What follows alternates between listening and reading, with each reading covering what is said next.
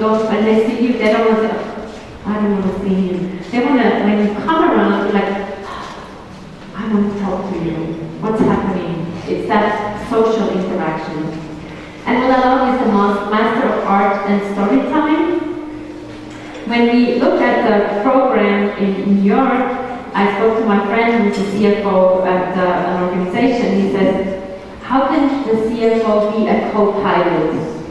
I'm like, wow, I want to listen to that story, right? So he probably is talking about numbers, and he makes a story around it. And especially those people who are in the financial sector, make a story about it. We had once at Nestle, bring your kids to work, and we had biographies, and there was a person, a financial analyst, and there was again children who learned from them. 10-year-old baby, and he said, excuse me, what is I can't say the word, analyst, so to him this was a difficult word. And then that person, he could not explain it what it was. I thought that was very sad. So if you're an analyst, you can say, I'm looking at numbers, I'm making sense of it, when you go with your mother or your father to buy, let's say, juice or apples, we want to count and we analyze which apples are better than the others.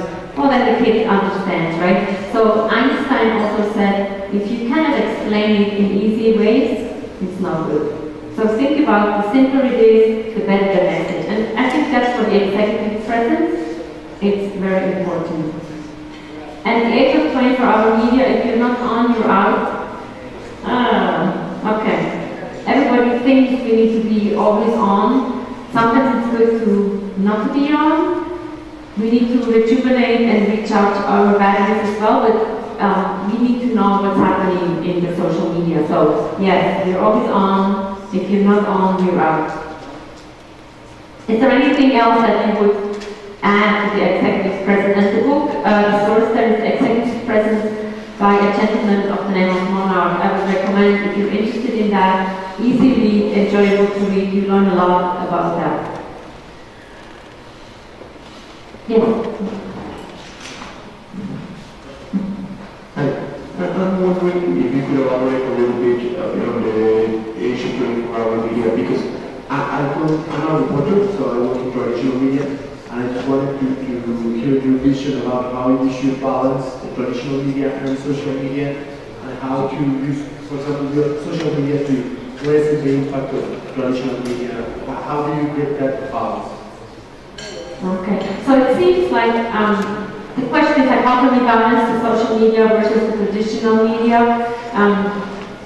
We all know every company these days has a website, right? So everybody goes on that. What I've learned as a small business owner, now I'm talking with the smaller businesses versus the bigger businesses. Smaller it's more important that you have a website as a placeholder, they call it, so they can go and see, look at my picture, my biography, maybe who I've worked with. People spend, I don't know, they don't spend that much time on a website. But it's important to have one, right? That's your presence that you have, that you project to the people who want to work with you. Traditional media, I mean, everybody needs to have a phone. I call that media. What is interesting that a lot of people say podcast, so the more the listening is coming up. People are focusing on videos. Me personally, after 2 minutes, I'm bored. If the video is more than 2 to 3 minutes, I'm bored. I'm like, okay. I probably have that 2-minute attention span, right? So you need to find out what is important to your organization. If you're a bank, I don't think you need to have videos and things flying in and out of the website. If you're a restaurant, usually restaurants, they have a website and then you see beautiful pictures of the food. That's a little different. So I think to answer your question, it depends what organization you are, what the message you want to convey, but also how beautiful is it to have a handout here. Except we want to be environmentally friendly, right? So there's a lot of trees that we have to kill for this. So again, it depends, but I've seen that people like printouts, and maybe to answer your question in different ways. I have put together my book. It's an e-book, and people say, can I buy your book? And I'm like, no, it's only online. So I've seen that maybe people would buy the book more if they could hold it in their hands versus it's online. I've asked people from different generations, what do you think? I get different answers. So again, I'm sorry, it depends, right? But TV ads, maybe that's something. I think a handout to me is certainly relevant in different organizations. But if you're at a high-tech company, no, everything is electronic. And again, over-communicating, sometimes, I don't use Twitter that much. I don't know about all of you, but I'm like, okay, there's so many messages coming and going. How can we deal with the information overflow? I think that's another question, like, how can you streamline how much information do I want to consume, how much is enough for me, how much is too much for me? But I think, again, it depends. It depends on what organization you're in, what your role is in an organization, and ask the people. Maybe that's a good example for you. My client, in his 360, somebody commented they would like to have more global forums to hear his message. And he said to me, yeah, I'll need to see what I can do here. And I said to him as a coach, why don't you ask them the question, what would work for them? And he said, oh, that's a good idea. So turn it around, and what might be good for you, if I like a printout, you might like to have it on the phone, right? It all depends.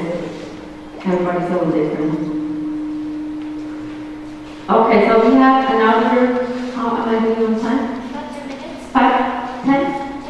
Okay, good. Okay, so then we can, maybe this gives you a little more answers. About leadership and engagement, it's about the attitude. I want to say the positive attitude, but it's also about the discipline and the commitment. If you look at the leader, and when they test the leaders, and how we can flash out who is a leader in crisis situations, difficult situations, we see who the leaders are. They stand up, they're there no matter what, right? It might rain, they're there. And there's also a book, it's called The Leaders Eat Last. So as a leader, you want to make sure your team is eating, and hopefully not at the desk, but in a restaurant or in a cafeteria, and you make sure everybody is okay. Do you have coffee? Do you have water? Everybody good? So you as a leader, you want to have that commitment to your team. It requires a lot of discipline, a lot of empathy, and empathy is also about listening and asking questions. It's about excellence. It's about integrity, and it's about your focus. So it's about the whole person. And I had a conversation with a colleague of mine, and we were describing an ideal day, and I said to him, I get up, I go for a run, I drink my water, I have a healthy breakfast, I start my coaching, I have 3-4 coaching sessions a day over Skype, and then in the evening, I have a nice dinner, talk to my family, and he says, oh, God, this seems like a fantastic life. And I said to him, yeah, but you need to have the sports is important to me to be healthy and happy. And he says, I'm very good with giving people advice, but I don't do it for myself.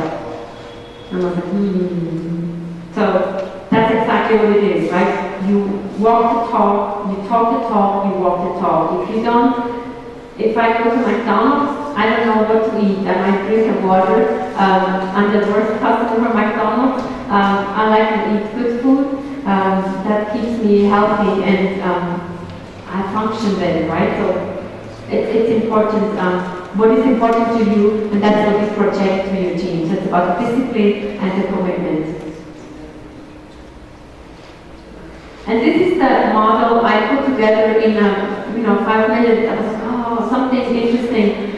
So the model of change, and we all know crises are happening everywhere. We have to be ready for them, and as a leader especially, we don't want to focus on the negatives, but if we are having a positive attitude, a human approach, We don't work with robots, even though we have a lot of robots in the automotive industry, but it's about the human approach, about asking the people, how are you today? How are you feeling? How is your family?